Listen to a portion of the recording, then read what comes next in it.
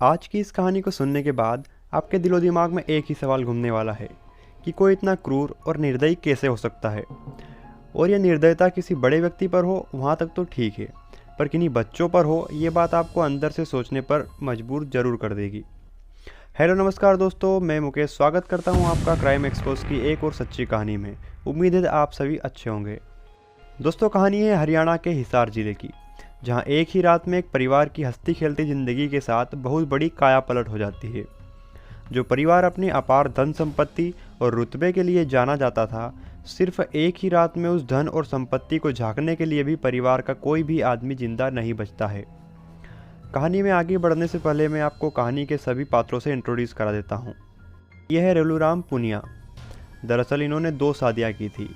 पहली पत्नी ओमी देवी, जिनका एक बेटा था सुनील, उम्र करीब 23 साल। दूसरी पत्नी कृष्णा, जिनकी 2 बेटियां थीं, सोनिया और प्रियंका। रेलूराम के बेटे सुनील की शादी हो चुकी थी। उसकी पत्नी का नाम शकुंतला था। सुनील और शकुंतला के 3 बच्चे थे।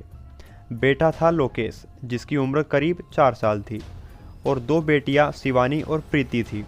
शिवानी की उम्र 2 साल और प्रीति की उम्र मात्र 3 महीने थी। रहने के लिए आलीशान घर, घूमने के लिए गाड़ियाँ, 160 एकड़ से भी ज़्यादा ज़मीन, कई सारी दुकानें, प्लॉट और करोड़ों की संपत्ति। रेलूराम के पास वह सब कुछ था जो एक आम आदमी का सपना मात्र होता है। लेकिन शुरुआत से ही रेलूराम के पास इतना सब कुछ नहीं था। अपना पूरा साम्राज्य उसने एक छोटी सी शुरुआत से खड़ा किया था। दरअसल रेलूराम ने अपने शुरुआती दौर में ट्रक क्लीनर का काम किया। इसके बाद उन्होंने तेल का धंधा शुरू किया। रेलूराम का लक हमेशा उसका साथ देता था। धंधा अच्छा चला और देखते ही देखते रेलूराम हिसार जिले के जाने माने और इज्जतदार रईस बन गए थे। इसके बाद रेलूराम पॉलिटिक्स में आते हैं। वहाँ भी उनकी किस्मत ने उनका साथ दिया और जल्द ही एमएलए की कुर्सी पर बैठ गए। सब कुछ बढ़िया चल रहा था, लेकिन कुछ दिनों के बाद ही इस हंसते खेलते परिवार पर मौत का साया मंडराने लगता है। 24 अगस्त 2001 सुबह के करीब 8 बज रहे थे। रेलूराम के घर में काम करने वाला नौकर सीढ़ियों से होकर घर की पहली मंजिल पर जाता है। नौकर देखता है कि रेलूराम की बेटी सोनिया एक कमरे के सामने खून में लथपथ पड़ी है। सोनिया के सर से खून बह रहा है, लेकिन वो जिंदा थी और बेहोशी की हालत में थी। उसी रात 23 अगस्त को रेलूराम की एक और बेटी प्रियंका की बर्थडे पार्टी थी, और पार्टी से रिलेटेड सभी सामान जैसे कटा हुआ केक और भी सामान वैसे के वैसे पड़ा हुआ था। पूरे घर में खून ही खून होता है। यह देखकर नौकर घबराता है। वह नीचे मौजूद एक और नौकर अमर सिंह को आवाज़ लगाता है। जब दोनों सभी कमरों में जाकर देखते हैं तो वे दोनों दंग रह जाते हैं। हर कमरे के बेड पर घर का कोई व्यक्ति पड़ा है। सर पर जोरदार चोटें हैं, जैसे किसी ने पत्थर से मारा हो। सर से खून बह रहा है और खून बहते बहते फर्श तक पहुंच गया है। साथ ही साथ दीवारें भी खून में रंगी हुई है। परिवार के पूरे 8 लोग, रेलूराम, उसकी पत्नी कृष्णाबाई, बेटी प्रियंका, बेटा सुनील, सुनील की पत्नी शकुंतला, यहाँ तक कि सुनील के बच्चे लोकेश, शिवानी और प्रीति, सबकी यही हालत होती है।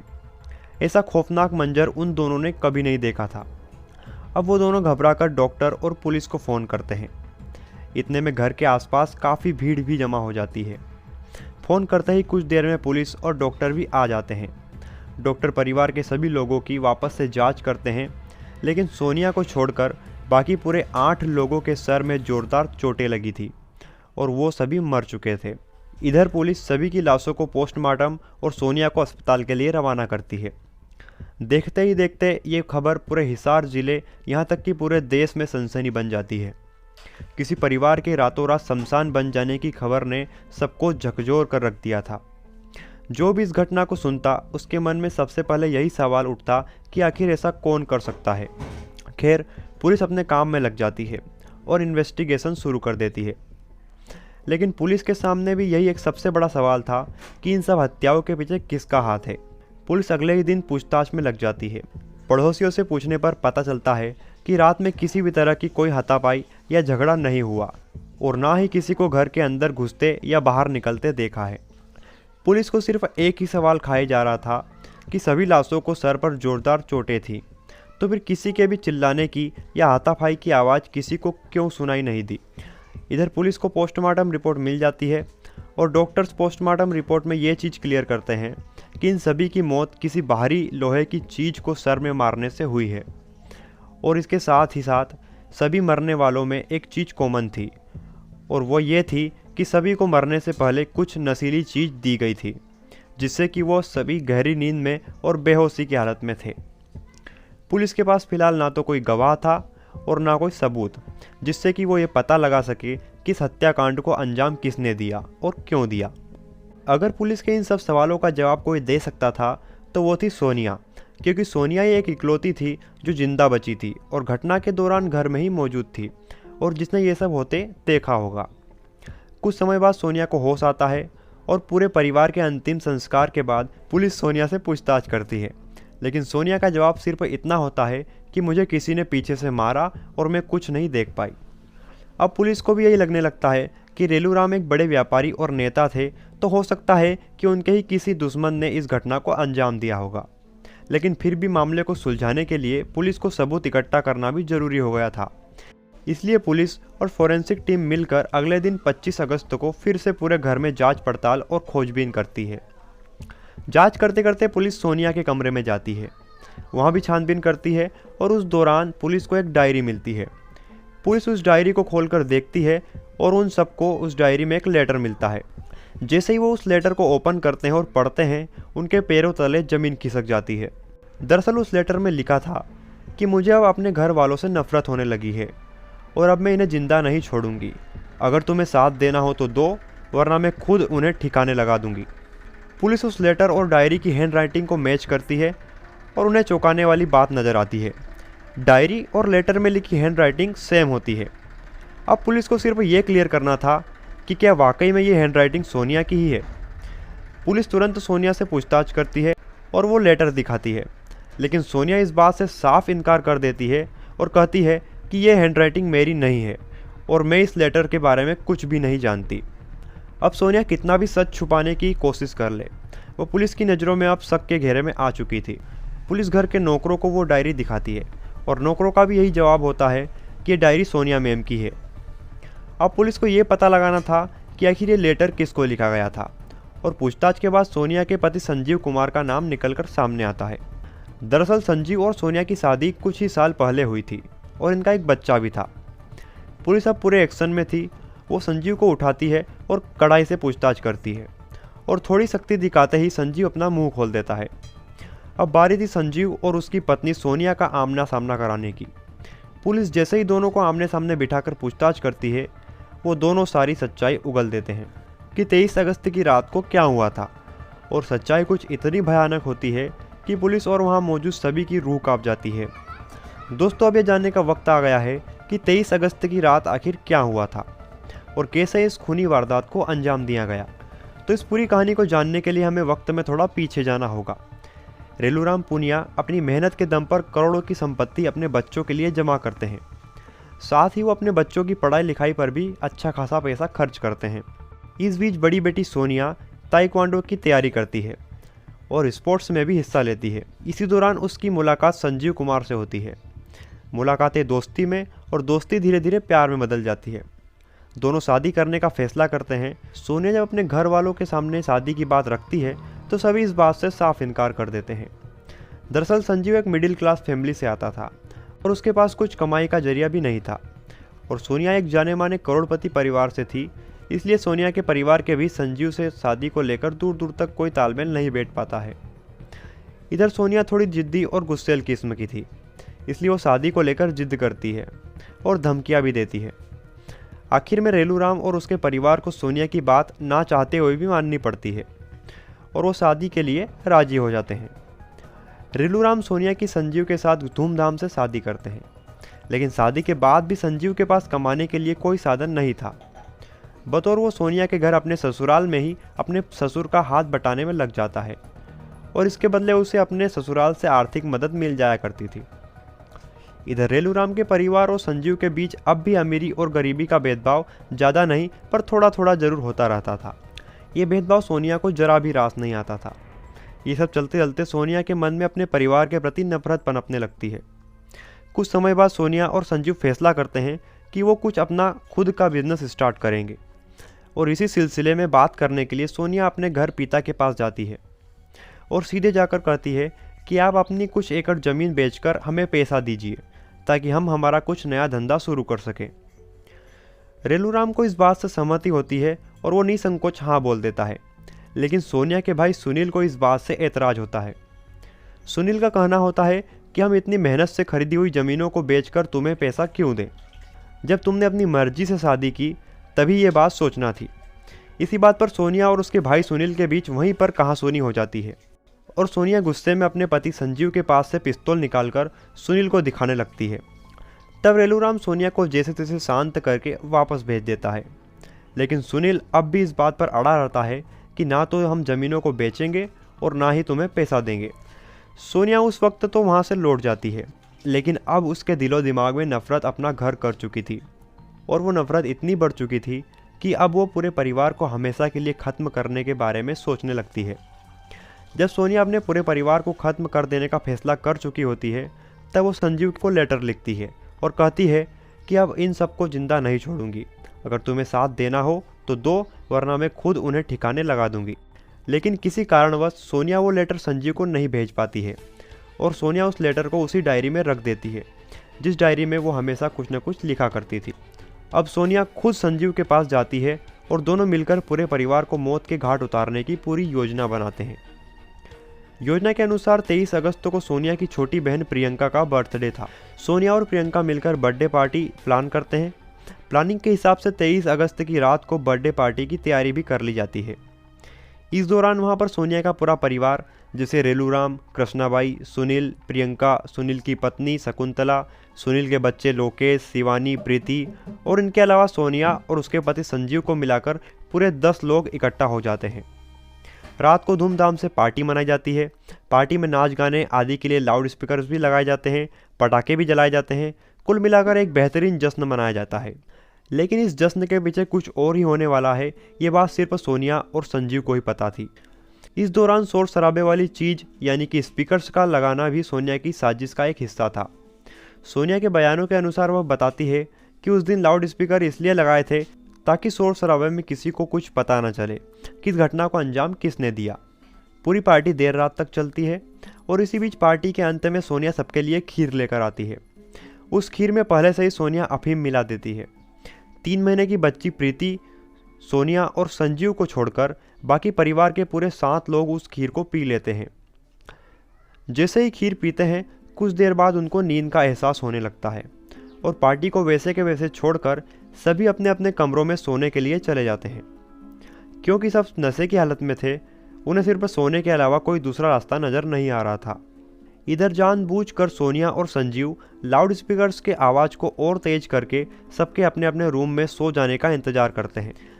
इस समय भी संजीव और सोनिया पटाखे और शोर करते रहते हैं ताकि आसपास के लोगों को यह लगे कि पूनिया परिवार की पार्टी अभी भी चल रही है। कुछ ही देर में पूरा परिवार गहरी नींद में और बेहोशी की हालत में था। अब सोनिया और संजीव सबको उनके रूम में देखने जाते हैं और पता लगाते हैं कि सब बेहोश हो चुके हैं या नहीं। कुछ देर में वो इस अंजाम पर पहुंचते हैं कि सब पूरी तरीके से बेहोश हो चुके हैं और अब हम इन्हें मार सकते हैं।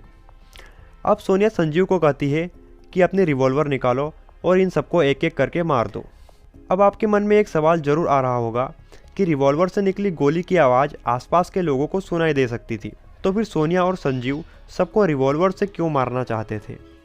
तो इसका जवाब है कि सोनिया और संजीव ने पहले ही पार्टी में चल रहे लाउड स्पीकर्स की आवाज़ को इतना तेज कर दिया था कि बंदूक से निकली गोली की तेज आवाज़ भी उनके सामने फीकी पड़ जाती। अब संजीव को इस वक्त एक ख्याल आता है कि परिवार में मौजूद बड़ों और बच्चों को मिलाकर टोटल 8 लोग हैं जिन्हें हम मारना चाहते हैं, लेकिन बंदूक में सिर्फ 6 गोलियां हैं। ऐसे में संजीव सोनिया से एक सवाल करता है कि बाकी के 2 लोगों को हम कैसे मारेंगे, और अगर मान लो एक गोली से किसी की जान नहीं जाती है तो फिर वह हमारे लिए खतरा बन सकता है। तब सोनिया कुछ देर सोचती है और पास में पड़ी एक लोहे की राड उठाकर लाती है। उस राड का वजन करीब 3 से 4 किलो होगा। उस दिन मानो सोनिया पर सबकी जान लेने का भूत सवार था। अपने परिवार को मारने के लिए वो तमाम हदें पार करने को भी तैयार थी। सोनिया वो राड संजीव के हाथ में देती है और कहती है अब इन्हें मार दो। संजीव और सोनिया दोनों ने कभी पहले किसी की जान नहीं ली थी, इसलिए संजीव के हाथ काँप रहे थे और वो नहीं मार पा रहा था। लेकिन सोनिया उसे उकसाती है और कहती है तुम मर्द होकर भी किसी काम के नहीं हो। सबसे पहले सोनिया संजीव को अपने पिता रेलूराम के कक्ष में ले जाती है और कहती है सबसे पहले इसे मारो। संजीव के हाथ उस वक्त भी कांपते हैं। फिर सोनिया संजीव को कहती है कि लाओ राड मुझे दो, मैं मारती हूँ। और आखिर में संजीव अपने ससुर के सर पर जोरदार 3 से 4 बार उस लोहे के सरिये से वार करता है। कुछ सेकंड बाद वह देखता है कि ससुर के सर से बहुत तेज खून बह रहा है। वह घबरा जाता है, लेकिन सोनिया को इस बात से जरा भी फर्क नहीं पड़ता। संजीव ने सोनिया का ऐसा रूप पहले कभी नहीं देखा था। अब दोनों माँ के कमरे में जाते हैं और संजीव अपनी सांस पर भी 3 से 4 बार वार करके उसे भी मार देता है। पीछे पीछे सोनिया उसकी हाथों की नसों को भी चेक करती है कि आखिर ये मर चुकी है या नहीं। अब संजीव भी यह सोचने लगा था कि अगर अब मैंने बाकी के 6 लोगों को नहीं मारा तो मुसीबत खड़ी हो सकती है। फिर सोनिया के बिना बोले ही वो रेलूराम की बहू शकुंतला के कमरे में जाते हैं और 3 महीने की बच्ची और शकुंतला को भी मार देते हैं। फिर इसके बाद वो बाकी के 2 बच्चों और अपनी बहन प्रियंका के कमरे में जाते हैं और उन तीनों को भी मार देते हैं। फिर आखिर में बचता है सोनिया का भाई सुनील। क्योंकि सुनील हट्टा कट्टा था, वो दोनों बेहोश पड़े सुनील के पहले तो हाथ और पैर बांधते हैं और इसके बाद लोहे की राड से कई बार वार करके उसके सर को उतल पुतल कर देते हैं। दोस्तों, ये वही बेटी होती है जिसको उसके परिवार ने 20 साल तक पाला पोसा और बड़ा किया था। ये वही बेटी होती है जिसकी हर एक इच्छा को रेलूराम ने पूरा किया था। आज वही बेटी छोटे छोटे मासूमों से लेकर अपने पैदा करने वाले माँ बाप तक को मौत के घाट उतार देती है। सोनिया और संजीव घटना को अंजाम देने के बाद करीब 2 घंटे तक वहाँ पर बैठकर सबके पूरी तरह से मरने का इंतजार करते हैं। जब सोनिया को लगता है कि अब ये सब पूरी तरीके से मर चुके हैं, तब वो संजीव को कहती है कि तुम इस लोहे की राड से एक बार धीरे से मुझ पर भी वार करो ताकि मैं बेहोश हो जाऊं और सबको यह लगे कि बाहर का कोई कातिल आकर पूरे परिवार का कत्ल कर गया। सोनिया के कहने पर संजीव एक वार सोनिया पर भी कर देता है, जिससे सोनिया के सर में थोड़ा सा खून निकलता है और वो बेहोश हो जाती है। इसके बाद संजीव वहाँ से रवाना हो जाता है। अगले दिन सुबह होती है, घर के सभी नौकर आते हैं और इस कत्लेआम को देखते ही दंग रह जाते हैं और आगे की कहानी आप सभी जान चुके हैं। अब पूरे देश से इन दोनों को फांसी दिए जाने की मांग उठ रही थी। हर न्यूज़ और अखबारों में बस इन्हीं दोनों के चर्चे थे। पूरे सबूत और बयान लेने के बाद पुलिस सोनिया और संजीव को 26 अगस्त के दिन गिरफ्तार कर लेती है। हिसार जिले के ही सेशंस कोर्ट में इन दोनों की सुनवाई करीब 3 साल तक चलती है और 31 मई 2004 को सेशंस कोर्ट के द्वारा इन दोनों को फांसी की सज़ा सुना दी जाती है। इसके बाद ये मामला पंजाब हरियाणा के हाई कोर्ट में जाता है। 12 अप्रैल 2005 को पंजाब हरियाणा हाई कोर्ट द्वारा इन दोनों की फांसी की सज़ा को उम्र कैद में बदल दिया जाता है। सभी इस फैसले का विरोध करते हैं और इसके बाद फरवरी 2007 में सुप्रीम कोर्ट सेशंस कोर्ट के फैसले को ध्यान में रखते हुए फांसी की सज़ा को बरकरार रखता है। सेशंस कोर्ट के फांसी दिए जाने वाली सज़ा के फैसले के हिसाब से सोनिया और संजीव को 26 नवंबर 2007 को फांसी देना तय की जाती है। लेकिन सोनिया और संजीव के पास अभी भी एक रास्ता बचा होता है और वो होता है राष्ट्रपति के पास दया याचिका भेजना। वो दोनों राष्ट्रपति को दया याचिका भेजते हैं। 2013 में राष्ट्रपति के पद पर प्रणब मुखर्जी होते हैं और वे सोनिया और संजीव की दया याचिका को खारिज कर देते हैं। ये सब चलते चलते 26 नवंबर 2007 को फांसी देने की तारीख भी निकल जाती है। अब इसे सोनिया और संजीव की अच्छी किस्मत मानो या और कुछ। साथ ही साथ कुछ महीनों बाद 21 जनवरी 2014 को सुप्रीम कोर्ट से एक ऐतिहासिक फैसला आता है और उसमें कहा जाता है कि जिन भी मामलों में जिस तारीख पर फांसी दी जानी थी उस तारीख पर ना दी गई और काफ़ी समय की देरी हो जाने से ऐसे मामलों की सज़ा को फांसी के बजाय आजीवन कारावास में बदल दिया जाए। और करीब ऐसे 15 मामले होते हैं जिन्हें फांसी दी जानी थी और उसमें संजीव और सोनिया का नाम भी होता है। सुप्रीम कोर्ट के इस फैसले के बाद उनकी सज़ा को उम्र कैद में बदल दिया जाता है।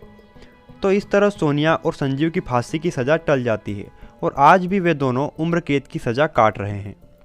दोस्तों, कहा जाता है कि अगर सेशंस कोर्ट के फैसले के अनुसार 2007 में इन दोनों को फांसी दे दी जाती तो सोनिया देश की आज़ादी के बाद देश में फांसी दी जाने वाली पहली महिला होती।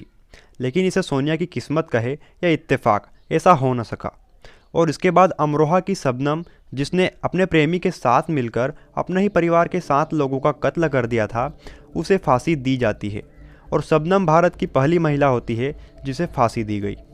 दोस्तों ये थी रेलूराम पूनिया जैसे रईस आदमी के पूरे परिवार के हत्याकांड की कहानी, और इसी दिन से इस हत्याकांड को पूनिया हत्याकांड के नाम से जाना जाता है। दोस्तों आज की इस कहानी में इतना ही।